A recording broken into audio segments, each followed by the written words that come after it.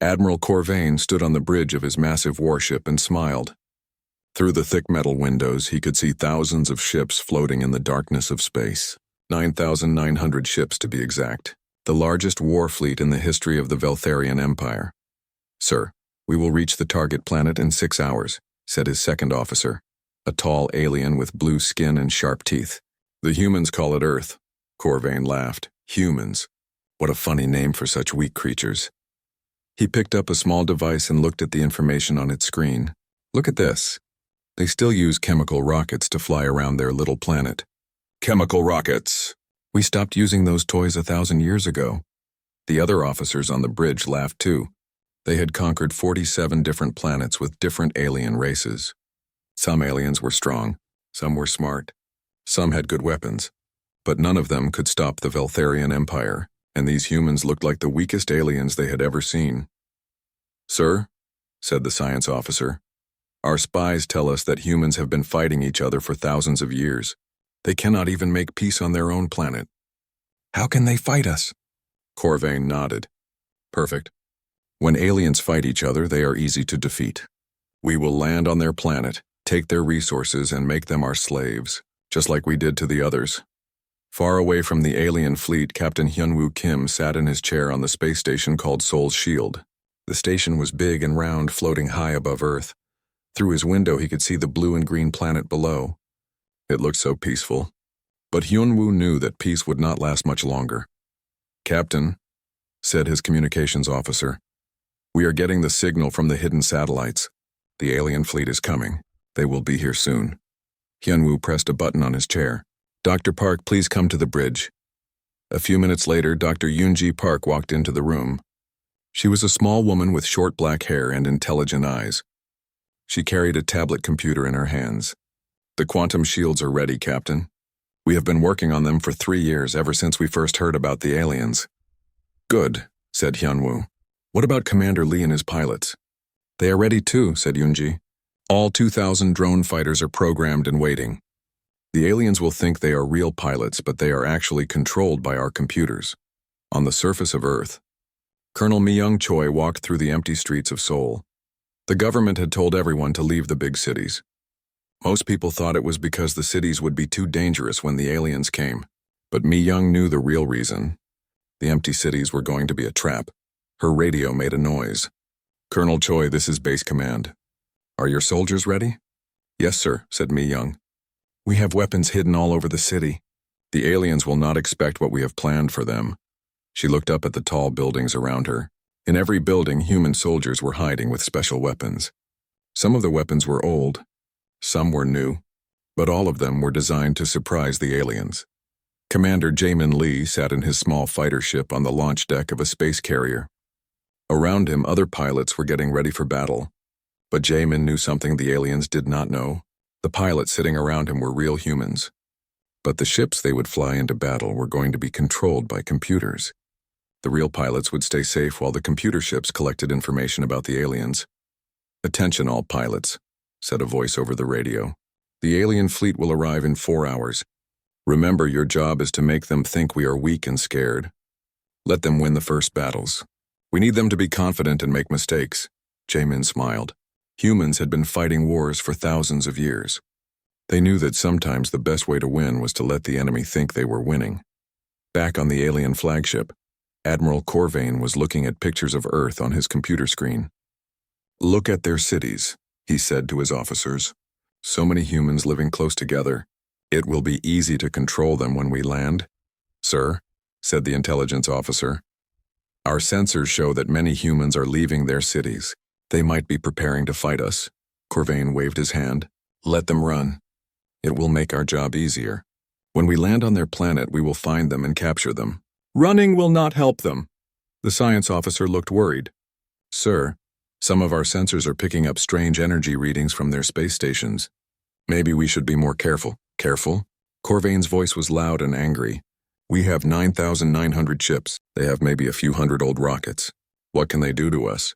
"Nothing." On Seoul's Shield, Dr. Yoonji was making final checks on her equipment. The quantum shields were her greatest invention. They could create gravity fields strong enough to trap spaceships. But the aliens did not know about them because the shields looked like normal space junk on their sensors. "Dr. Park," said Captain Hyunwoo, "are you sure this will work?" Yoonji smiled. "Captain, humans have one advantage over every alien race we have studied. We learn fast and we adapt. The aliens think they know everything about us, but they have only seen what we wanted them to see." She pointed to her computer screen. "For the last 50 years, we have been preparing for this day. We studied every piece of alien technology we could find. We learned from every war we ever fought. And most importantly, we learned how to work together." Hyunwoo nodded. "On Earth, humans often fought each other. But when an outside enemy threatened all of humanity, they could work as one. This was something the aliens would never understand." "All stations, this is Captain Kim," said Hyunwoo into his radio. "The alien fleet will be here in 2 hours. Remember the plan. We are not trying to look strong. We are trying to look weak and desperate. Make them think they are winning easily." All over the solar system, humans were getting ready for the biggest battle in their history. On space stations, in hidden bunkers, and in empty cities, they waited. The aliens were coming with their great fleet, thinking they would have an easy victory. But the aliens had made one big mistake. They thought they knew what humans were like. They thought humans were weak and divided. They thought humans would be easy to defeat. They were about to learn how wrong they were. In 1 hour, the largest fleet in galactic history would meet the most dangerous species in the galaxy. The aliens just did not know it yet. The Veltharian fleet dropped out of hyperspace like a dark storm cloud. Admiral Corvain watched as his ship spread out across space near Earth. The sight made him proud. So many powerful warships, all under his command. "Sir, we are receiving a transmission from the humans," said his communications officer. "Put it on the main screen," said Corvain. He wanted to hear what the weak humans had to say. The screen flickered and Captain Hyunwoo's face appeared. He looked calm and serious. "This is Captain Kim of the Earth Defense Force. You have entered human space without permission. Leave now or we will defend ourselves." Corvain and his officers burst into laughter. "Defend themselves?" said Corvain. "With what?" "Their toy rockets." He leaned forward toward the screen. "Human, I am Admiral Corvain of the Veltharian Empire. We have conquered 47 worlds. We have never been defeated. Surrender now, and we will let some of you live as our slaves." Captain Hyunwoo's expression did not change. "This is your final warning. Leave our space." "No," said Corvain. "And to show you how serious we are," he turned to his weapons officer. "Destroy that small space station over there. Make it a big explosion so all the humans can see." The weapons officer smiled and pressed buttons on his control panel. A bright beam of energy shot out from the alien flagship and hit a small human research station. The station exploded in a ball of fire and light. "There," said Corvain. "Now you know what will happen if you do not surrender." On Seoul's shield, Captain Hyunwoo watched the explosion on his screen. The research station had been empty, of course, but to the aliens it looked like they had just killed human scientists. "Dr. Park, did the station send all its data before it was destroyed?" "Yes, Captain," said Dr. Yoonji. "We now know exactly how powerful their weapons are. The computer has already started working on defenses." "Excellent," said Hyunwoo. He pressed a button on his chair. "Commander Lee, begin the first wave." In space, Commander Jaemin sat in his fighter ship as 200 human ships launched from hidden bases.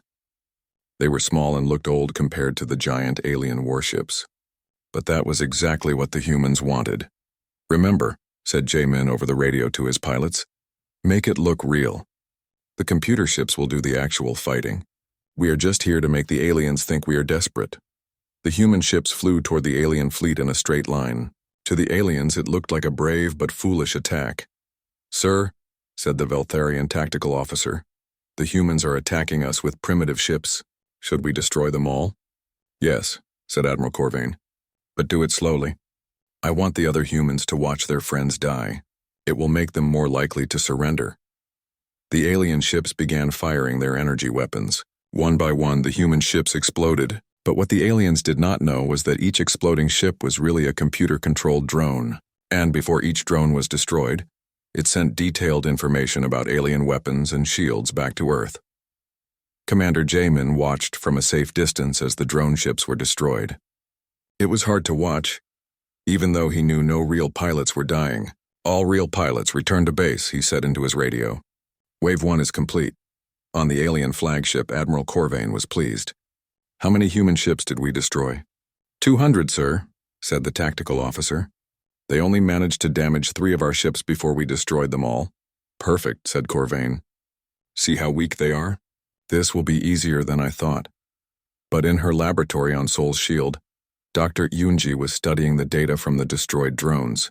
"Captain," she said to Hyunwoo, "the drones collected excellent information. I now know exactly how their shields work. And I have some very good news." "What is it?" asked Hyunwoo. "Their shields are powerful, but they all use the same frequency. If we can create a quantum resonance at that exact frequency, we can make their shields much weaker." "How long will that take?" "The computers are already working on it," said Yunji. "We will be ready for Wave 2 in 30 minutes. Down on Earth, Colonel Mi-young watched the space battle through a telescope. Her soldiers were hidden in buildings all around the empty city, waiting for the aliens to land. Her radio crackled. "Colonel, this is General Park. The aliens are preparing to send landing ships to the surface. They are targeting the major cities just like we predicted." "Good," said Mi-young. "My soldiers are ready. We have surprises waiting for them." She looked around at the empty streets. The aliens would expect to find scared civilians running around. Instead, they would find carefully planned traps and soldiers who knew every street and building. In space, Admiral Corvain was getting impatient. "Send the second wave of attacks," he ordered. "I want to land on their planet before the day is over."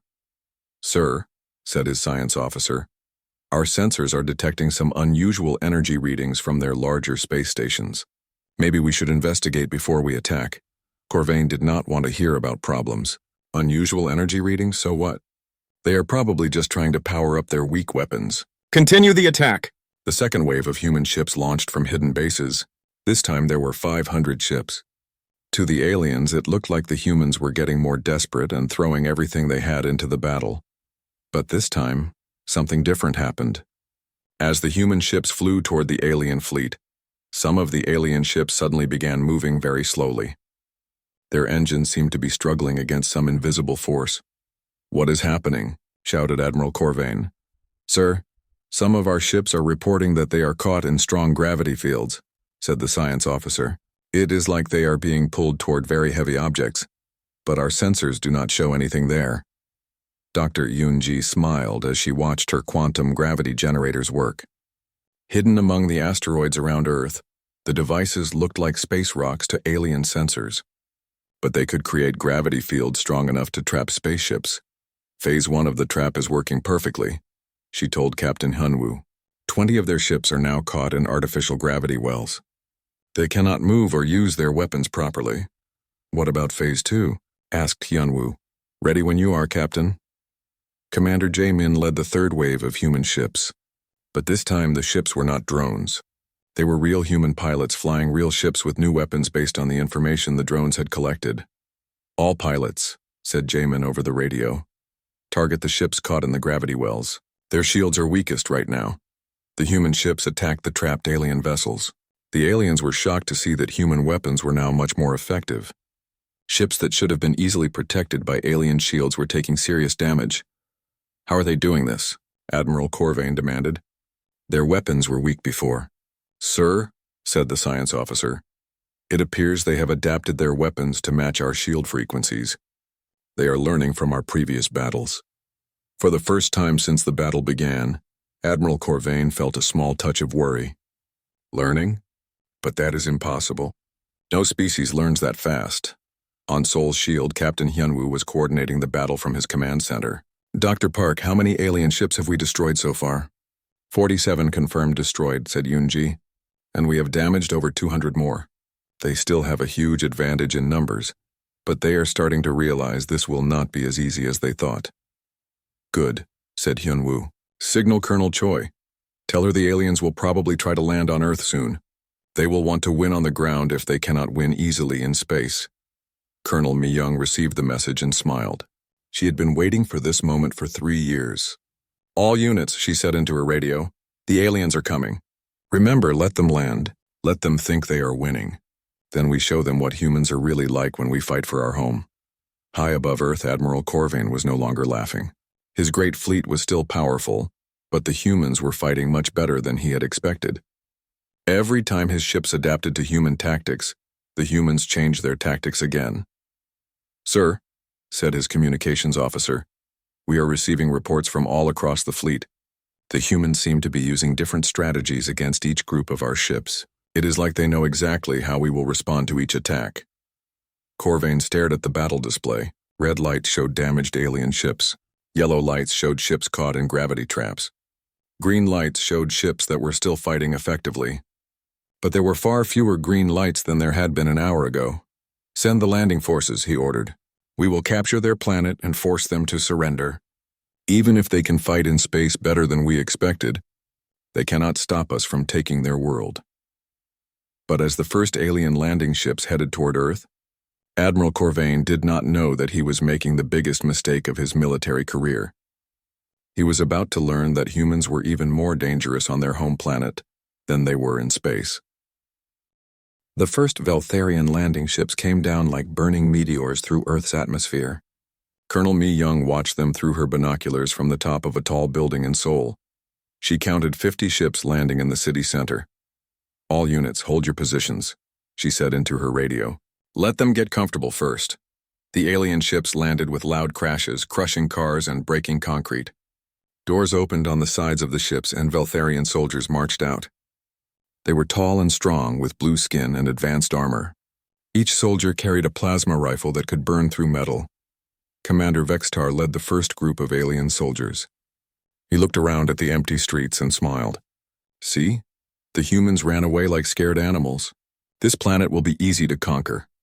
His soldiers spread out through the streets, checking buildings and looking for humans to capture. They did not know that in every building human soldiers were watching them through hidden cameras. Colonel Mi Young waited until the aliens were deep in the city. Then she pressed a button on her radio. "Phase 1, execute." Suddenly, the quiet city came alive. From windows and rooftops, human soldiers began firing at the aliens, but they were not using normal bullets. Dr. Yunji had helped design special weapons that could damage alien armor. Commander Vexitar was shocked as his soldiers began falling around him. "How are they doing this?" "Our intelligence said their weapons were primitive." "Sir," shouted one of his soldiers, "their bullets are different. They are using some kind of energy charge that burns through our armor." Vextar tried to call for help from the ships above, but his radio was not working. The humans had been jamming alien communications since the moment they landed. In space, Dr. Yunji was working on her greatest surprise yet. She had spent months studying pieces of alien technology that Earth spies had stolen. Now she was ready to use what she had learned. "Captain Kim," she said to Hyunwoo, "I am ready to release the nanobots." "Are you sure they will work?" asked Hyunwoo. "I am sure," said Yunji. "The nanobots are programmed to treat alien metal as food. They will eat the alien ships and use the metal to build human ships." She pressed a button on her computer. Millions of tiny robots, smaller than dust, shot out from hidden launchers on Seoul's shield. To the aliens, they looked like harmless space dust. But these tiny machines were about to change the entire battle. The nanobots reached the alien fleet and began landing on the ships. At first, nothing seemed to happen. Then slowly, small holes began appearing in the alien ship hulls. The holes grew larger and larger as more nanobots arrived. On the alien flagship, alarms began ringing. "Sir," shouted the damage control officer, "something is eating our ships. The hull is disappearing." Admiral Corvain ran to a window and looked out at his fleet. He could see that many of his ships had large holes in them. Some ships were breaking apart completely. "What is causing this?" "We do not know, sir," said the science officer. "Our sensors show tiny particles attacking the metal, but we cannot stop them. Use the energy shields to push them away." "We tried, sir. The particles are too small. They go right through our shields." For the first time in his long military career, Admiral Corvain felt real fear. His mighty fleet was being destroyed by something he could not see or fight. Commander Jae-min was leading a new attack with real human pilots and real ships. But now the human ships were built partly from alien metal that the nanobots had stolen. The new ships were faster and stronger than anything humans had ever built before. "All pilots, attack Formation 7, said Jamin over the radio. "Target the ships that are not damaged by the nanobots yet." The human ships moved through space like dancers, avoiding alien weapons and striking at weak points. The alien ships were designed to fight other aliens who followed predictable battle patterns. But humans did not follow any patterns at all. "They are fighting like wild animals," complained one alien pilot over the radio. They attack from directions that make no sense. That is because humans do not think like us, replied another pilot. They are unpredictable. On Earth, the battle in Seoul was getting more intense. Commander Vexitar and his soldiers were trapped in the city center, surrounded by human forces. Every time they tried to move, humans attacked them from a new direction. Colonel, said one of Mi Young's soldiers over the radio, the aliens are trying to break out toward the river. Let them, said Mi Young. Spring trap number 4. The aliens ran toward the river thinking they could escape the city, but when they reached the water, they found that the bridge had been destroyed. As they stood confused on the riverbank, human soldiers rose up from hidden positions in the water and on the far shore. Commander Vextar realized they were completely surrounded. Surrender, he shouted in the human language. We surrender. But Colonel Mi Young was not finished with them yet. Drop your weapons and remove your armor, she commanded over a loudspeaker. You will be our prisoners and you will tell us everything about your technology. The defeated aliens had no choice. They threw down their plasma rifles and began removing their advanced armor. Human soldiers collected the alien equipment and immediately began studying it. In space, the battle was turning into a disaster for the Veltharians. Of the original 9,900 ships, more than half were now destroyed or badly damaged. The nanobots continued to eat away at the fleet, while human ships attacked with weapons that seemed to get better with every battle. Dr. Yunji had been busy upgrading human weapons in real time. Every time the aliens adapted to one type of attack, she changed the attack to something new. It was like playing a game where she changed the rules every few minutes. Captain, she said to Hyunwoo, I have been analyzing the alien communication patterns. I think I can hack into their command system. Do it, said Hyunwoo. Dr. Yunji's fingers flew over her computer keyboard. Within minutes, she had broken through the alien security and gained access to their communication network. I am in, she announced. Suddenly, every alien ship in the fleet began receiving strange messages. Human music filled their communication channels. Pictures of the destroyed alien ships appeared on their screens. Messages in the alien language told them that resistance was futile and they should surrender. But the worst part was the fear. Dr. Yoon-ji had discovered that Veltharian brains were very sensitive to certain sound frequencies. She began broadcasting sounds that made the aliens feel scared and confused. On the alien flagship, Admiral Corvain was trying to maintain control of his fleet. But his officers were starting to panic. Some were demanding that he order a retreat. Others wanted to destroy Earth cities with planet-killing weapons. Sir, said his second-in-command, we have lost over 6,000 ships. Our forces on the planet have been defeated or captured. Maybe we should consider withdrawing. No, shouted Corvain. The Veltharian Empire does not retreat. We will destroy this planet and every human on it. But even as he spoke, Admiral Corvain knew that something had gone terribly wrong. The humans were not fighting like any enemy he had ever faced. They seemed to learn and adapt faster than should be possible. Every time he thought he understood their tactics, they changed to something completely different. Commander Jamin was now leading an attack with over 1,000 human ships. The ships moved in patterns that seemed random, but were actually carefully coordinated. They attacked, retreated, regrouped, and attacked again from a different angle. Sir, reported one of Jamin's pilots, the aliens are trying to form a defensive circle around their flagship. Perfect, said Jamin. That is exactly what we want them to do. When they group together like that, Dr. Park's gravity weapons will be much more effective. He was right. Dr. Yoon-ji activated her most powerful gravity generators, creating artificial black holes right in the middle of the alien defensive formation. The gravity was so strong that alien ships were pulled together and crushed against each other. Admiral Corvain watched in horror as dozens of his ships were destroyed in seconds. How are they doing this? How can primitive humans have such powerful weapons? His science officer looked at the data on his screen. Sir, I do not think these humans are primitive at all. I think they have been pretending to be weak to make us overconfident. That is impossible, said Corvain. But deep down, he was beginning to suspect that his science officer was right. On Earth, Colonel Mi Young was interrogating the captured alien commander. Tell me about your fleet, she demanded. How many ships do you have left? Commander Vextar looked defeated. We started with 9,900 ships, he said sadly. Now, maybe 3,000 are still fighting. Your people are not what we expected. What did you expect? Asked Mi-young. We expected weak, divided primitives who would surrender quickly, said Vextar. Instead, we found the most dangerous warriors in the galaxy. Colonel Mi-young smiled grimly. You have not seen anything yet. This is what happens when you threaten our home. Admiral Corvain stared at the battle display with growing despair. Red lights showed destroyed ships. Yellow lights showed damaged ships. Only a few green lights remained, showing ships that were still able to fight. Of his mighty fleet of 9,900 ships, fewer than 2,000 were still operational.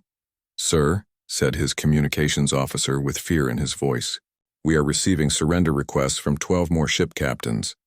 They say their crews refuse to fight anymore. Cowards, shouted Corvain. Any ship that surrenders will be destroyed by our own weapons. But even as he gave the order, Corvain knew it was too late. His fleet was falling apart. The humans had done something that should have been impossible. They had broken the spirit of the mighty Veltharian Empire. In space around Earth, Commander Jamin was leading what could only be called a hunt. Human ships were no longer defending their planet. They were chasing down alien ships that were trying to escape.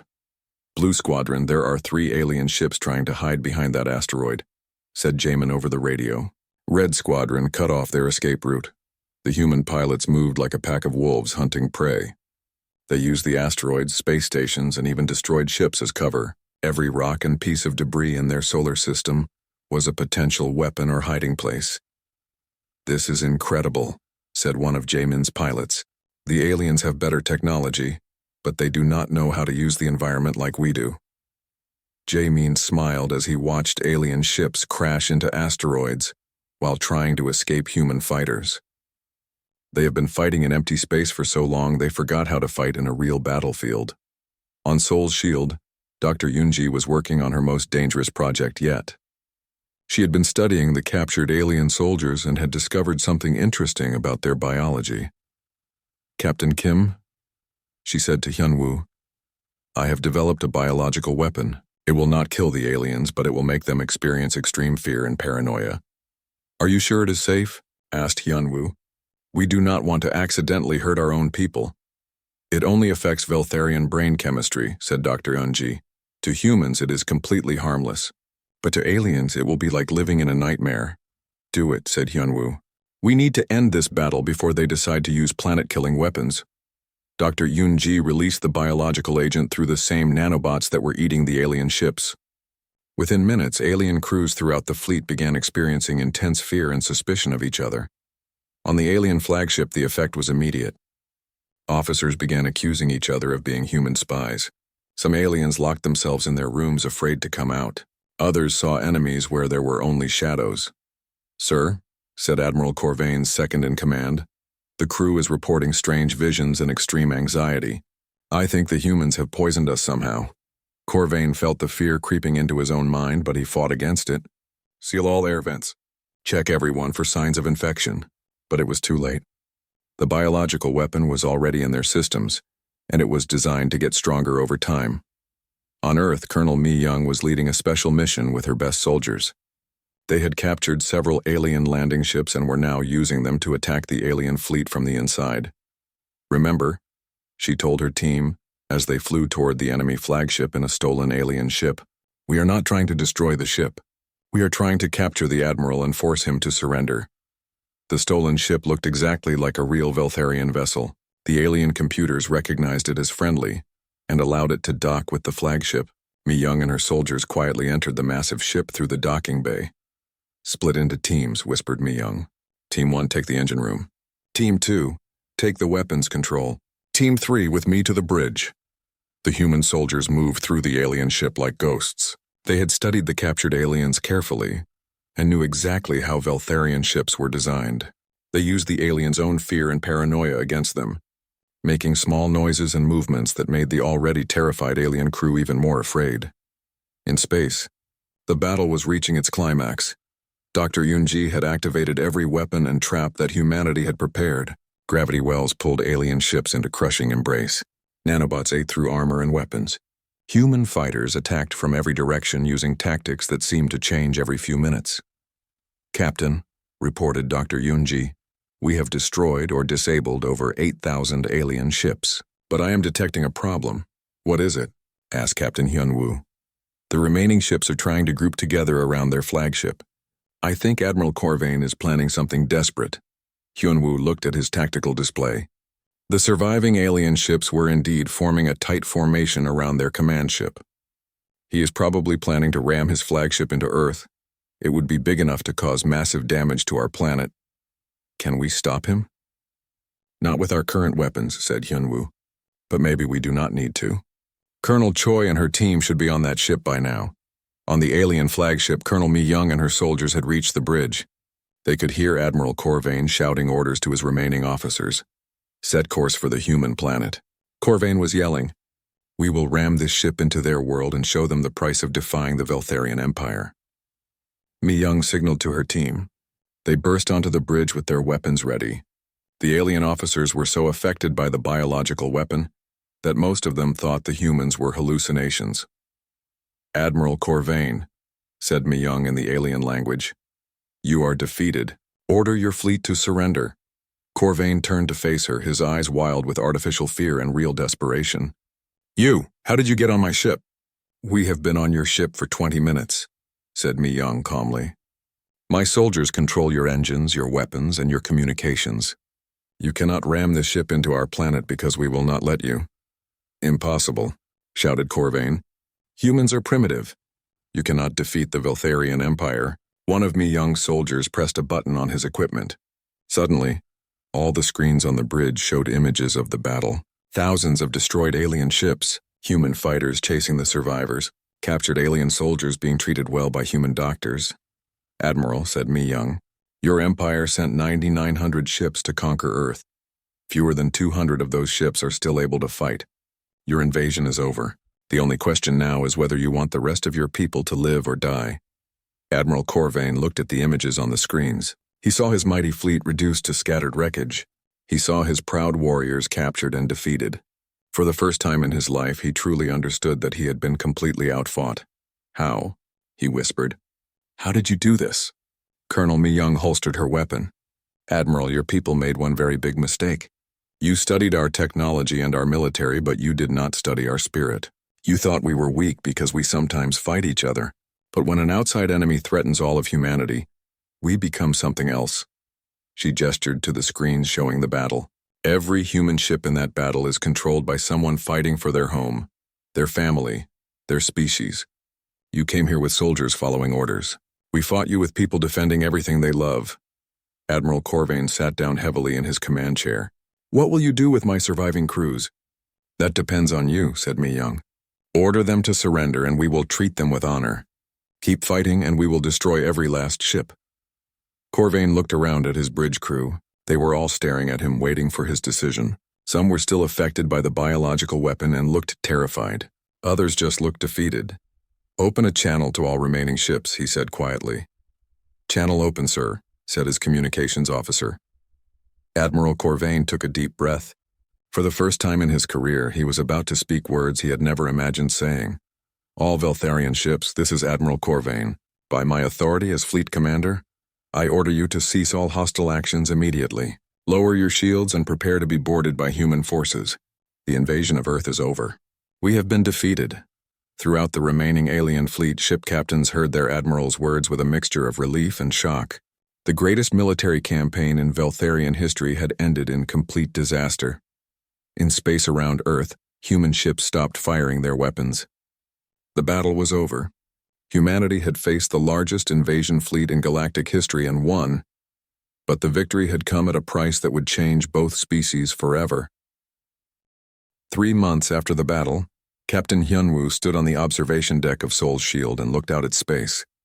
Where once there had been 9,900 alien warships, now there were only floating pieces of metal and 127 damaged ships under human guard. "Captain," said Dr. Yoonji as she joined him at the window, "the final count is complete. Out of 2.3 million Veltharian soldiers, only 28,000 survived. Most of those are prisoners who surrendered in the last hours of the battle." Hyunwoo nodded sadly. "So many lives lost. I wonder if there was another way." "There was," said Dr. Yoonji. "They could have stayed home and left us alone. On Earth, Colonel Mi-young was working with Admiral Corvain and the other surviving alien officers. They were in a comfortable prison facility, not a cruel one. The humans wanted information, not revenge. "Admiral," said Mi-young, "we need to understand something. Why did your people decide to attack Earth? We never threatened you or invaded your space." Corvain looked older and more tired than he had before the battle. "Because we are the Veltharian Empire. We conquer other species. That is what we do. That is what we have always done." "But why?" asked Mi-young. "What do you gain from conquering others?" "Resources, technology, slaves to work for us." Corvain paused and thought about his words. "But now I wonder if there was a better way. Your people defeated us without trying to conquer us back. You could have chased our survivors home and destroyed our worlds, but you did not," Mi-young smiled. "Admiral, humans have learned something important over the centuries. Conquest creates enemies. Cooperation creates friends. We would rather have allies than slaves." In another part of the facility, human scientists were studying captured Veltharian technology. Dr. Yoon-ji had teams working around the clock to understand alien science, but they were not trying to copy it. They were trying to improve it. "Dr. Park," said one of her assistants, "we have successfully combined human and alien shield technology.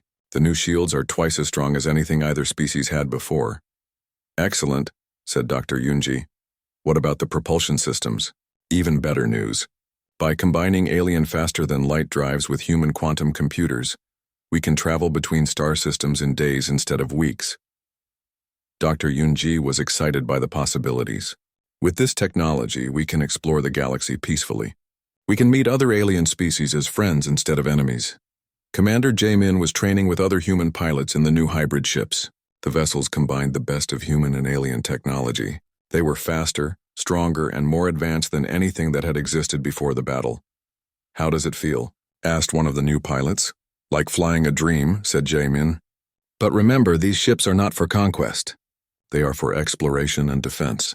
We are not going to become like the Veltharians." The pilot nodded. "I understand, sir. We use our strength to protect, not to attack." On the Veltharian homeworld far across the galaxy, the news of the fleet's destruction had caused shock and chaos. For the first time in their history, the mighty empire had been completely defeated. Commander Kethvar was one of the few officers who had escaped the battle in the early stages. He stood before the Veltharian High Council, giving his report about the human species. "Honored Council," said Kethvar, "the humans are not like any species we have encountered before. They do not fight like us. They do not think like us. They adapt and learn faster than should be possible. How can primitive aliens defeat our greatest fleet?" demanded the council leader. "Because they are not primitive," said Kethvar. "We made the mistake of judging them by their old technology. But technology is not what makes a species dangerous. Intelligence, adaptability, and unity make a species dangerous, and humans have all three." The council leader was angry. "Are you saying we should fear these humans?" "I am saying we should respect them," said Kethvar. "And we should hope they are willing to forgive us for what we tried to do to their world." Back on Earth, the human governments were debating what to do next. Some wanted to build a huge fleet and attack the Veltharian Empire before they could recover. Others wanted to focus on defense and exploration. President Chen called a meeting with the heroes of the battle. Captain Hyun-woo, Dr. Yoon-ji, Commander Jae-min, and Colonel Mi-young all attended. "The question before us," said President Chen, "is simple. What kind of species do we want to be? Do we become conquerors like the Veltharians, or do we choose a different path?" Captain Hyun-woo spoke first.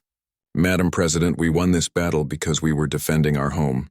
If we become attackers, we lose the moral advantage that made us strong." Dr. Yoon-ji agreed. "Our greatest weapon was not our technology. It was our unity and our determination to protect what we love. If we become conquerors, we lose that." Commander Jae-min added, "The galaxy has enough warriors. What it needs is explorers and diplomats. We should use our new abilities to make friends, not enemies." Colonel Mi-young nodded. "I have spoken with many of the alien prisoners. They are not evil. They are just following a system that teaches them to conquer others. Maybe we can show them a better way." President Chen smiled. "Then it is decided. We will build ships for exploration and defense, not conquest. We will reach out to other species as friends, and we will show the galaxy that there is a better way than endless war." 1 year after the battle, Commander Jamin piloted the first human diplomatic ship to the Veltharian homeworld. He carried a message of peace and an offer of cooperation. When he arrived, he was met by Commander Kethvar, who had been promoted to head of Veltharian diplomatic relations. Commander Jamin, said Kethvar, I must ask you something. Why did your people not destroy us completely? You had the power to do so. Jamin smiled. Because destruction creates nothing but more enemies. We would rather turn an enemy into a friend. Even after we tried to conquer your world? Especially then, said Jamin. Anyone can make a mistake. But it takes wisdom to learn from that mistake and choose a better path. Back on Earth, Dr. Yunji was working on her greatest project yet. Using combined human and alien technology, she was building communication devices that could reach across the galaxy instantly. With these, she told Captain Hyunwoo, we can talk to any species in the galaxy. We can share knowledge, trade peacefully, and work together to solve problems. What about species that want to conquer others like the Veltharians did? Asked Hyunwoo. We will be ready for them, said Dr. Yunji. But hopefully, we can convince them that cooperation is better than conquest. On the memorial wall in Seoul, the names of all the humans who died defending Earth were carved in stone. But next to it was another wall with the names of Veltharian soldiers who had died in the battle. Because, as Colonel Mi-young had said, even our enemies were someone's children.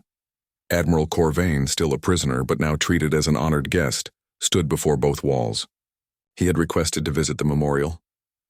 I am sorry, he said quietly to Colonel Mi-young, who had accompanied him. I am sorry for all the death my pride caused. Admiral, said Mi-young, your sorrow honors the dead. But the best way to honor them is to make sure this never happens again. How?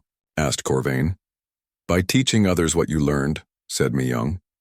That conquest brings only pain, but cooperation brings strength. 5 years after the battle, the galaxy was a different place. The Veltharian Empire had become the Veltharian Republic, working with humans and other species to explore space peacefully. Other warlike species, hearing the story of Earth's victory, began to reconsider their own aggressive policies. Captain Hyunwoo, now an admiral himself, commanded a mixed fleet of human and alien ships exploring the far reaches of the galaxy. Dr. Yunji had become Earth's chief scientist, working with alien researchers to unlock the secrets of the universe. Commander Jamin served as humanity's chief diplomat, making friends with dozens of new species.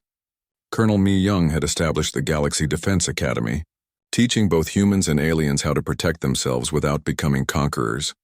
The story of the Great Battle became legend throughout the galaxy. It was told by parents to their children, by teachers to their students, by leaders to their followers.